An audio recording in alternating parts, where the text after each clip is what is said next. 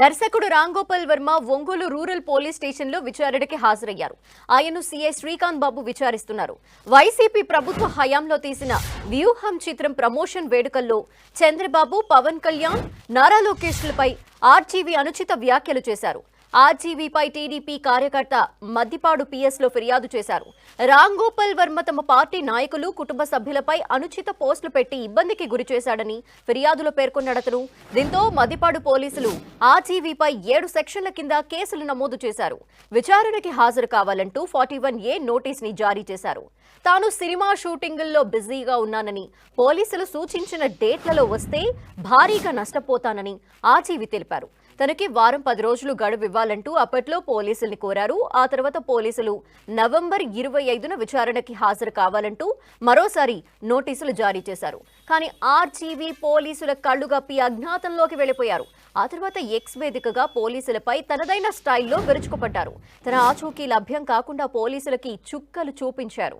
పోలీసులు 2 సార్లు అవకాశం కల్పించినా ఆర్జీవీ విచారణకి హాజరు కాకుండా డుమ్మా కొట్టారు. దీంతో తనని అరెస్ట్ చేస్తారని అనుమానంతో ఆర్జీవీ హైకోర్టుని ఆశ్రయించారు. పోలీసులు తనని అరెస్ట్ చేయకుండా ఉండేలా ఆదేశాలివ్వాలని పిటిషన్ వేశారు. కానీ హైకోర్టు ఆర్జీవీ పిటిషన్ ని తోసిపుచ్చింది. దీంతో ఆర్జీవీ సుప్రీంకోర్టులో ముందస్తు బెయిల్ పిటిషన్ దాఖలు చేశారు. కానీ అక్కడ కూడా ఆర్జీవీకి చుక్కెదురైంది. ముందస్తు బెయిల్ హైకోర్టులో అప్లై చేసుకోవాలంటూ సుప్రీంకోర్టు సూచించింది. దీంతో చేసేదేమీ లేక ఆర్జీవీ హైకోర్టులో బెయిల్ కోసం అప్లై చేశారు. ఎట్టకేలకు డిసెంబర్ 10న ఆర్జీవీకి ముందస్తు బెయిల్ మంజూరు చేసింది హైకోర్టు. కానీ పోలీసుల విచారణకి సహకరించాలని కోర్టు సూచించింది. మరిన్ని డీటెయిల్స్ మా ప్రతినిధి శంకర్ అందిస్తారు. Shankar, rural police station RGV విచారణ కొనసాగుతుంది. ఉదయం 12 గంటలకు మొదలైనటువంటి విచారణ ప్రస్తుతం లంచ్ బ్రేక్ అనేది కొనసాగుతుంది. మళ్ళా తర్వాత 1 గంట విరామం తర్వాత మళ్ళా ఆర్జీవీని పోలీసులు విచారిస్తున్నారు. ప్రధానంగా ఈ విచారణలో చూసినట్లయితే ఇంకా 3 కోణాల్లో దాదాపు 150 ప్రశ్నలు కూడా పోలీసులు ముందస్తుగానే సిద్ధం చేస్తున్నట్టు తెలిసింది.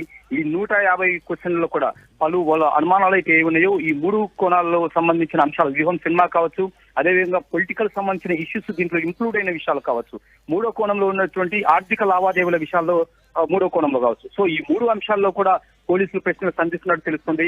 ఆర్జీవీ ఇంతవరకు కూడా తప్పించుకోవడం కారణాలేంటి, అదేవిధంగా ఫస్ట్ విచారణకు రావాల్సిందిగా కోరినప్పుడు ఆయన పోలీసు పర్మిషన్ ఇవ్వకపోయినా కూడా ఆయన డుమ్మా కొట్టారు. రెండోసారి విచారణకు రావాలని చెప్పేసి నవంబర్ 25వ తారీఖున నోటీసులు జారీ చేసినప్పటికీ కూడా ఆయన పోలీసు విచారణకు హాజరు కాలేదు. కనీసం అతను ఆచూకీ లభ్యం కాకుండా అజ్ఞాతంలోకి వెళ్లారు. పోలీసు సోషల్ మీడియాలో ఎక్స్ వేదికగా పోస్టులు కూడా సంధిస్తూ ఆయన పోలీసులు సవాలు విసిన పరిస్థితి కూడా నెలకొంది. సో దీంతో అప్పట్లో ఒక 3 రాష్ట్రాల్లో ఇక్కడ కూడా పోలీసు అనుమానం వ్యక్తం చేసిన నేపథ్యంలో 3 బృందాలు కూడా 3 రాష్ట్రాల్లో కర్ణాటక, అదేవిధంగా తమిళనాడు, ఆంధ్ర, తెలంగాణ రాష్ట్రాల్లో 3 రాష్ట్రాల్లో కూడా పోలీసులు జల్లెడ పెట్టారు. అయినప్పటికీ కూడా ఆర్జీవీ ఆచూకీ లభ్యం కాలేదు. సో తర్వాత పోలీసులు ఆయన ఆచూకీ లభ్యం కావడంతో తిరగడం జరిగింది. మొన్నటి పోలీసులు సవాల్ విడుస్తూ నేను ఎప్పటికీ పారిపోలేదు, పలాం ప్రాంతంలో ఉన్నానని చెప్పేసి ఆయన ఎక్స్ వేదికగా మరోసారి పోస్ట్ చేయడం జరిగింది. సో ఈ విధంగా దోబుతులాడుతున్న నేపథ్యంలో అటు పోలీసులకు విచారణకు హాజరు కాబోతున్న నేపథ్యంలో మరోసారి సుప్రీంకోర్టు అంటే తను ఖచ్చితంగా అరెస్ట్ చేస్తారనే ముందస్తు సమాచారం ఆర్జీవీకి ఉన్న నేపథ్యంలో ఆయన సుప్రీంకోర్టును ఆశ్రయించారు. తనకు ముందస్తు బెయిల్ మంజూరు చేయాలని చెప్పేసి సుప్రీంకోర్టును కోరారు. సో సుప్రీంకోర్టు ఆయన లాయర్ తరపున వాదనలు వినిపించడంతో ఆయన వాదనలను ఏకీభవించినటువంటి సుప్రీంకోర్టు ముందస్తు బెయిల్ ను ఆయనకు మంజూరు చేసింది. మంజూరు చేసిన అనంతరం డిసెంబర్ 10వ తారీఖున తీర్పును కూడా వెల్లడించడం జరిగింది. ఏదైతే ఆర్జీవీ ముందస్తు బెయిల్ను తాము సమ్మతిస్తున్నాము, కానీ ఖచ్చితంగా విచారణకు అటెండ్ కావాలని చెప్పేసి చెప్పడం జరిగింది. తర్వాత సుప్రీంకోర్టు ఆదేశాల మేరకు ఏదైతే హైకోర్టు బెయిల్ మంజూరు చేసిందో ఈ హైకోర్టు బెయిల్ మంజూరు చేసిన అనంతరం దాని విధి విధానాలు పాటిస్తూ పోలీసులు మరోసారి ఆయన ఆర్జీవీకి నోటీసులు జారీ చేయడం జరిగింది. ప్రస్తుతం ఫిబ్రవరి 4వ తారీఖున విచారణకు హాజరు కావాలని చెప్పేసి ఆర్జీవీని కోరడం జరిగింది. కానీ ఫిబ్రవరి 4న పోలీసులు సూచించిన డేట్ నేను హాజరు కాలేను, అప్పుడు అందుబాటులో ఉండడం కుదరదు, నేను సూచించిన 5 డేట్లలో ఏదైనా మీరు పోలీసులు యాక్సెప్ట్ చేసినట్టయితే ఇంకా ఆ డేట్ కు నేను రావడం ఖచ్చితంగా హాజరవుతానని చెప్పేసి Okay. ఆర్జీవీ పోలీసులకు సమాచారం అందించారు. సో అందులో భాగంగా 7వ తారీఖున ఇరువురి వర్గాలు అంటే పోలీసులు అటు ఆర్జీవీ మధ్య ఒక అండర్స్టాండింగ్ డేట్ అనేది కుదరడంతో ఈ రోజు విచారణకు హాజరు కావడం జరిగింది.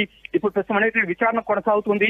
అయితే లోపల పోలీసులు సంధిస్తున్నటువంటి ఈ ప్రశ్నలకు ఎటువంటి ఆన్సర్ ఇస్తున్నారు, సహకరిస్తున్నారా లేదనే విషయం మాత్రం బయటికి రావాల్సి ఉంది. సో పోలీసులు విచారణ అనంతరం అయితే అరెస్ట్ చేసే అవకాశాలు చాలా తక్కువ ఉన్నప్పటికీ ఆర్జీవీ సహకరించే దాని పరిస్థితిని బట్టి పోలీసుల డైరెక్షన్ ఏ విధంగా మార్చుకుంటారనే ఉత్కంఠ అయితే కొనసాగుతుంది ధనలక్ష్మి. Thank you Shankar.